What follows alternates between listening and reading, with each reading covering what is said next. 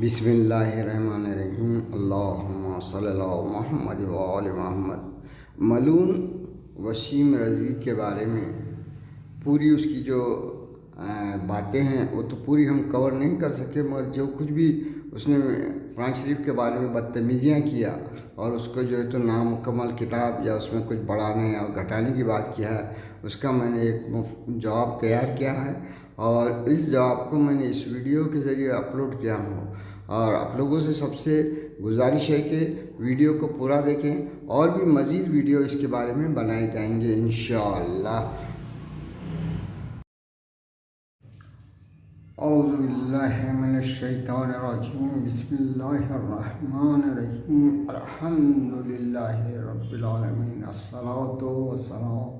علی اشرف الانبیاء والمرسلین ابی القاسم محمد اللہم صلی اللہ علیہ محمد وآلہ الطیبین الطاہرین المعصومین ولعنۃ اللہ القوم الظالمین۔ میں سید اعجاز حسین کاظمی آپ سے مخاطب ہوں۔ آج میں اس وقت کے فتنے وسیم رضوی کے بارے میں بتاؤں گا کہ وسیم رضوی کا یہ دعویٰ کہ بھئی قرآن شریف کو اندر سے 26 آیتیں نکال دو، یا قرآن یہ وہ قرآن نہیں ہے جو کہ رسول پہ نازل ہوا، ان سب باتوں کا وہ یہ سمجھ رہا ہے کہ 1400 سال بعد پہلا یہ شخص ہے جو کہ ایسی حرکت کر رہا ہے۔ اس کو یہ نہیں معلوم کہ خود قرآن اس کے جیسے لوگوں کا پہلے ہی پتہ دے چکا ہے۔ سورہ یونس کی سورہ یونس جو کہ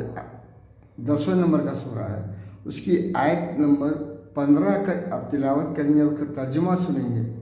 تو آپ کو یہ معلوم ہوگا کہ اس میں اللہ تعالیٰ فرما رہا ہے، جب انہیں ہماری صاف باتیں سنائی جاتی ہیں تو وہ لوگ جو ہم سے ملنے کی توقع نہیں رکھتے کہتے ہیں، اب کیا کہتے ہیں یہ وسیم رضوی جیسے، اس کے بجائے کوئی اور قرآن لاؤ یا اس میں سے کچھ ترمیم کرو۔ اے محمد ان سے کہو، اب یہ اللہ فرما رہا، میرا یہ کام نہیں ہے کہ اپنی طرف سے اس میں کوئی تغیر و تبدل کر لوں، میں تو بس اس وحی کا پیرو ہوں جو میرے پاس بھیجی جاتی ہے۔ اگر میں اپنے رب کی نافرمانی کروں تو مجھے ایک بڑے ہولناک دن کی عذاب کا ڈر ہے۔ یہ جو ہے خود قرآن ایسے لوگوں کی پہلے ہی بتا چکا ہے۔ اب یہ اس کا کہنا یہ ہے کہ بھئی یہ قرآن تو وہاں جمع ہی نہیں ہوا تھا، یہ جمع نہیں ہوا تو یہ کیسا کافر بول رہے کہ اس کتاب کو بدل ہی دو،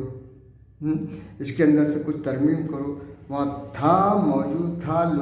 کافر دیکھ رہے تھے، کافروں کے سامنے پڑھا بھی گیا، وہ کافروں کو معلوم بھی تھا، کتاب کی شکل میں نہیں تھا، یہ کہہ رہا ہے کتاب ہی کی شکل میں تھا۔ اب یہ ہے کہ اس قرآن کا نزول 2 طریقے سے ہوا، ایک کا نام ہے انزال اور ایک ہے تنزیل۔ انزال یعنی اللہ تعالیٰ نے پوری کتاب کو سینہ اقدس یعنی قلب رسول پہ جو ہے شب قدر میں اتار دیا۔ یہ وہ رات ہے جس کو اتنی بڑی اہمیت جو دی جاتی ہے، شب قدر، یعنی اب آپ کے سینے میں پورا قرآن شریف تھا، اور جب جبرائیل علیہ السلام آتے اور وحی آتی کہ اب یہ تلاوت کرو تو آپ وہ تلاوت کرتے تھے، یہ نہیں کہ یہ آپ کے سینے میں نہیں تھا۔ آپ کو ابھی جبرائیل آنے کے بعد معلوم ہوا، ایسا نہیں۔ اس لیے ایک جگہ قرآن میں یہ بھی ہے کہ وحی پوری ہونے سے پہلے آپ قرآن کی تلاوت مت کر لو، یعنی وحی میں وہی رہتا تھا جو آپ کے کتاب میں، مگر تیزی مت کرو، ترتیل سے پڑھو، آہستہ، یہ جو ہے آپ کو۔ تو یہی قرآن خود اس بات کا ثبوت دے رہا ہے کہ کتابی شکل میں موجود تھا۔ رہی اس کا بولنا کہ بھئی یہ لکھنے کا کاتب وحی لوگ جو تھے، اس میں سب سے بڑے حضرت علی علیہ السلام، جس کو یہ مانتا ہے، بول رہا ہے کہ دعویٰ ہے اس کو مانتا، تو مولائے کائنات کو حضور کیا کرتے تھے جب بھی کوئی آیت کہ وحی کے ذریعے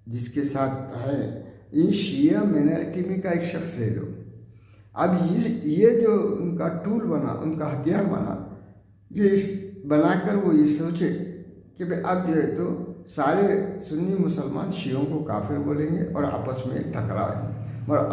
اللہ تعالیٰ کیا ہے؟ اللہ خیر الماکرین، اللہ بڑی تدبیر کرنے والا۔ اس نے یہ سوچ کے،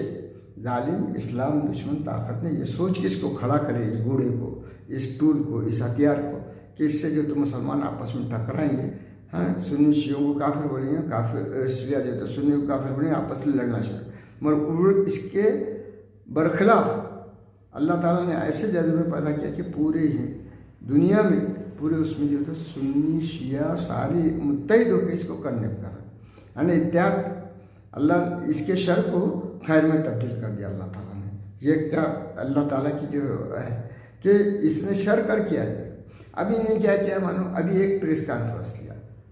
پریس کانفرنس میں اس نے کیا کیا، اس کو معلوم ہے کہ اہل تشیع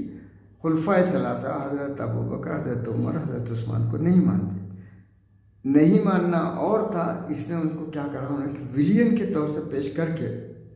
ایسے شدت پسند شیعوں کا جو ہے جذبات کا فائدہ اٹھا کے اپنے موافق بنانے کے لیے اس نے کیا کیا، وہ ایسے الفاظ استعمال کیا اپنے پریس کانفرنس میں کہ ویسے شیعہ جو شدت پسند ہے اس کے فیور میں ہو جائے۔ حالانکہ تمام شیعہ مراجع اور رہبر اس وقت جو موجود ہے، ان کا پورا فتویٰ ہے کہ ہمارے جو سنی بھائی ہیں ان کے مقدسات کی بے حرمتی مت کرو، اور ان کے مقدسات خلفائے ثلاثہ ہیں، ہاں وہ ان کو رضی اللہ کہتے ہیں، ہاں جب وہ ان کو رضی اللہ کہہ رہے ہیں تو آپ اہل سنت بھائیوں کی جو ہے تو جذبات کو ٹھیس مت پہنچاؤ۔ یہ جو ہے سارے رہبر اور علاوہ ہمارے جتنے بھی مراجع ہیں یہی فتویٰ دیے کہ بھئی اس وقت ایسا ہے کہ اتحاد کی ضرورت ہے، آپ ایسی حرکت مت کرو کہ ان کے مقدس کی بے حرمتی کرو۔ اب اس نے کیا کیا معلوم کہ کچھ ایسے اس کے باوجود کچھ بیوقوف ہیں جو MI6 کے ایجنٹ ہیں، کچھ شیعوں میں، کچھ جو ہے تو CIA کے ہیں، اس طریقے سے جو بیرونی طاقتیں جن اس کے ایجنٹ کیا کر رہے ہیں، بدتمیزیاں کرتے ہیں، مقدسات کی بے حرمتی کرتے ہیں اہل سنت کی، تو ان کی ہمدردی حاصل کرنے کے لیے انہیں ریفرنس جو ہے یہی خلفاء کا لیا کہ انہوں نے، حضرت عثمان نے پوری جو ہے تو قرآن میں اپنے دل کی، اپنی طاقت سے جو ہے ایسی آیتیں ڈالی جو کہ دہشت گرد ہے۔ اس بیوقوف کو نہیں معلوم کہ قرآن میں ایک بھی آیت ایسی نہیں ہے جو دہشت گردی کو بڑھاوا دے۔ قرآن میں جن انسانیت دشمن، اللہ کے دشمن، رسول کے دشمن اور انسانوں کے دشمن، ان کفار کو جو ہے تو کے لیے سزائیں بتایا کہ بھی یہ ایسا کرتے تھے تم کو ایسا کرنا پڑے، ورنہ کافر بھی 3 قسم کے ہوتے ہیں۔ پہلا کافر وہ جو کہ کسی مذہب کو نہیں مانتا، اس کو آپ ہندو ہوں، آپ مسلمان ہوں، اس سے کوئی غرض نہیں، انہیں مانتا ہی نہیں، یہ کافر سے کچھ اسلام کا لینا دینا نہیں ہے، اس سے نہ جہاد ہے نہ اس سے لڑائی۔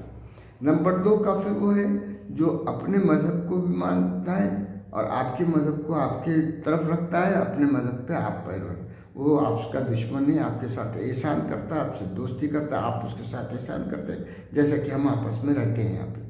اس سے بھی کوئی جہاد نہیں۔ تیسرا کافر وہ ہے جو آپ کو حق مانتا ہے، آپ کو سچ مانتا ہے، پھر بھی آپ کے سچ اور حق کے وجہ سے وہ نہ پھیلے اور اس کے جو ظلم و ستم نہ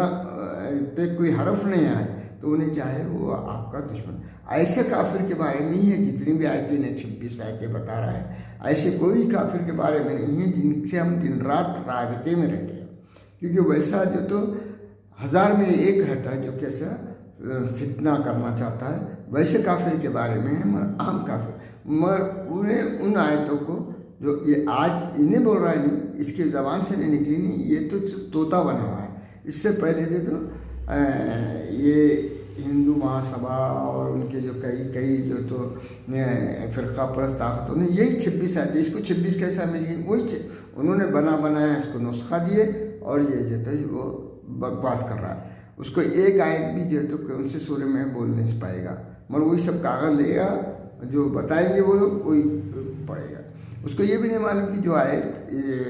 جو ہے کافروں کے بارے میں ہے وہ ہے، تو وہ کب ہوا؟ معاہدے جب ٹوٹے، اور اس کے بعد جب سورہ برات اترا۔ سورہ برات کون تلاوت کیا؟ جا کے حضرت علی نے جو تو کعبے میں جا کے تلاوت کی تھی۔ تو اگر حضرت علی کا ماننے والا ہے تو اس سورے کی جو تلاوت جس حضرت علی علیہ السلام کی، اس میں کیا ایسے نکالنے کو بول رہا ہے؟ دوسری اور آگے کی بات یہ ہے کہ حضور نے اپنے آخری خطبے میں کہا کہ 2 چیزیں چھوڑ جاتا ہوں۔ سارے شیعوں کا ہے، ہاں، تو شیعوں کو انہیں جو اس قدر بدتمیزی سے ملا کر کے اس نے بتایا، تو اس کو یہ نہیں سمجھ میں آ رہا ہے کہ بھئی تو غدیر پہ، تو حضرت علی کا ماننے والا، حضرت علی کی ولایت کا اعلان غدیر کے وقت ہوا، تو غدیر کے وقت حضور نے کیا بولے؟ میں تمہیں 2 گراں قدر چیزیں چھوڑا، ایک میرے اہل بیت اور یہ کتاب بھی بتایا آپ نے، اور یہ دونوں چیزیں جب بتا دیے تو یہ بولا کتاب کا وجود ہی نہیں تھا، پتھروں پہ لکھی ہوئی تھی اور اس پہ لکھی تھی اور یہ تھا وہ تھا سارا۔ ہاں، اس بیوقوف کو معلوم نہیں کہ وعدہ کس نے کیا، کس نے وعدہ کیا کہ میں حفاظت کروں گا؟ خود خدا نے، خدا کہ ہم جو آسمانی کتاب ہے، 4 کتابوں کا ہر مسلمان کو یقین ہے۔ صحیفے تو کئی تھے مگر 4 کتابیں، کون سی؟ انجیل، اور زبور اور توریت، اور قرآن، مگر یہ جو 3 کتابیں ہیں ان میں کہیں بھی اللہ نے گارنٹی نہیں دیا کہ اس کی جو میں حفاظت کرنا، صرف قرآن میں وہ آئے تھے کہ بھئی ہم نے اس کو نازل کیا اور ہم اس کی حفاظت کریں۔ جب اللہ ذمہ لیا تو کیا اس کو غیر محفوظ رہ سکتی؟ اچھا، اللہ جب حفاظت کی ذمہ لی تو اس نے کچھ سورسز کریٹ کیا، کون حفاظت کرے گا؟ وہ اولیاء اللہ موجود رہے، ہر وقت رہے، آج بھی موجود ہے، جو قرآن کو محفوظ ہی رکھیں۔ اچھا، قرآن جب محفوظ ہے، یہ نہیں کہ بھئی کوئی طاق میں حضرت علی علیہ السلام کی صندوق میں بند رہے، اماموں کے صندوق میں بند رہے، تو پھر وہ فائدہ ہی کیا محفوظ رہنے سے؟ اس کا استعمال جو ہے تو ہونا چاہیے۔ اور خود جو ہے سورہ مولا کائنات کے نہج البلاغہ کے خطبہ نمبر 131 میں آپ نے خود کہا کہ یہ جو تمہارے ہاتھوں میں کتاب ہے، نہ اس میں کجی ہے، نہ اس میں ٹیڑھا پن ہے، نہ کچھ ہے، یہ وہی کتاب جس کو یہ حضرت عثمان کے بعد حضرت علی کی خلافت تھی انہوں بول رہے تھے، اور وہ عوام میں موجود تھا۔ اور یہ جھوٹا جو ہے آپ بولتا ہے کہ بھئی وہ اس کتاب کی تعریف آپ جو تو پوری نہج البلاغہ میں کریں گے، اور وہ بولتا ہے کہ اگر بدلا ہوا ہوتا تو وہ کیوں بولتے تھے؟ وہ یہ نہیں بولتے تھے میرے گھر میں جو کتاب ہے اس میں کجی نہیں، وہ تو بول رہے تھے تمہارے ہاتھوں میں۔ یہ سب جو ہے تو باتیں ہم کو غور کرنا چاہیے، اور اس ملعون کو ایکسپوز کرنے کے لیے اپنے کو بھی جذبات کے استعمال کی ضرورت نہیں، ہمارے پاس ہر چیز کا جواب قرآن میں۔ دوسری ایک بات جو ہے کہ ہم کوئی حدیث ہو، رسول کی ہو یا امام کی روایت جو قول ہو، اس کا معیار اگر جانچنا ہے کہ یہ رسول کی ہی حدیث ہے، ہاں، اور یہ امام کا ہی قول ہے، تو ہم کو کس سے اس کا معیار قرآن ہی سے تھا۔ ہم وہ لائیں گے حدیث، دیکھیں گے یہ حدیث قرآن کی کوئی آیت سے تو ٹکرا نہیں، تو حدیث رد ہوگی، قرآن کی آیت رد نہیں ہوگی۔ جہاں جو چیز معیار ہے اس معیار کے اوپر حملہ کر کے یہ سب سے بڑی شیطانی حرکت ہے۔ یہ معیار ہے ہر چیز کا، یعنی آپ کے اسلامی احکام کا پہلا سورس کیا ہے؟ قرآن، اس کے بعد آتی ہے حدیث، پھر حدیث کو چیک کرنے کا سورس کیا ہے؟ پھر وہی قرآن ہے۔ قرآن کو اگر